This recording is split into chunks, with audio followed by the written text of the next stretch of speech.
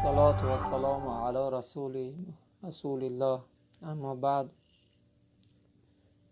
روز رسول الله صلی الله علیه و سلم نشسته بود که حضرت جبرائیل داخل شد. اتانی جبرائیل فقال یا محمد عیش ما شئت و انک میتون.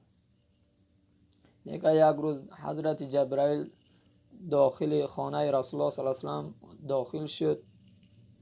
گفت یا رسول الله چگونه میخواهی زندگی که هر وقت یک روز میشه که مرگ میچشی؟ چگونه میخواهی زندگی که عاقبت مرگ میچشی؟ عیش ما شئت و انک میتون واحبب ما شئت و انک مفارق. هر کسی را که دوست میداری دوست بدار، زیرا از بر اینها روز از روزها دور میشه. هر کسی را دوست میداری، پدرت دوست میداری، مادرت دوست میداری، با اونها نیکی که با اونها غمخوری که اونها را قدرشون بدون که از بر اونها روز از روزها چکار میکنی دور میشه. و عمل ما شئت و انک مجزی به.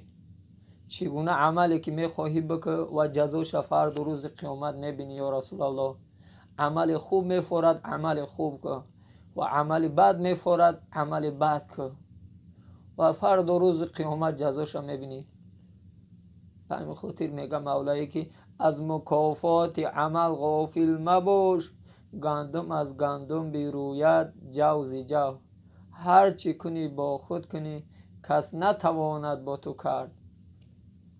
دیگر تعلیمی که رسول الله صلی الله علیه و سلم داد چی گفت؟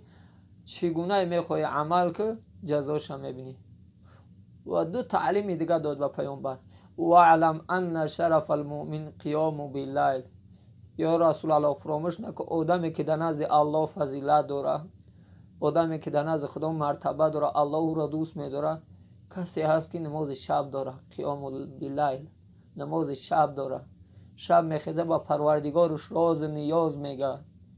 شب خیز که عاشقان به شب راز گویند، گردی دری بام دوست پرواز کنند. هر جا که در بود به شب در بندند، الا در دوست را به شب باز کنند. هر دوستی الله که به شب راز نیاز میگه او محب الله یا رسول الله. تو فراموش نکن. این یکم گروه بندگانی هستن که الله اونها را دوست میداره، قیام شب دارن. دیگر بندگانی که الله اونها را دوست میداره یا رسول الله، اونها شخصانی هستن که وعلم ان شرف المؤمن قیام باللیل و عزه استغنا عن الناس. دیم گروه کسانی هستند که خدای مهربان اونها را عزت داده است، هم قیمالش داده است که استغنا عن الناس، گفته که پیش مردم گردن کج نمیکنن. خدای مهربان زندگی بگیم اندکش هم داده است، مقصد کمتر مال دنیاشو داده است، دزدی نمیکنن، حرامی نمیکنن، غارتگری نمیکنن، دینشون برای اندک مال دنیا نمیفروشن، به هموی که داده است پیش خدا شکر میکنن، صبر میکنن. این بهترین انسان ها هست.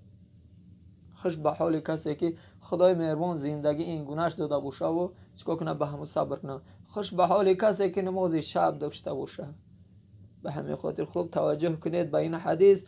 همچنین این حدیث تعلیم برای ما و شما است.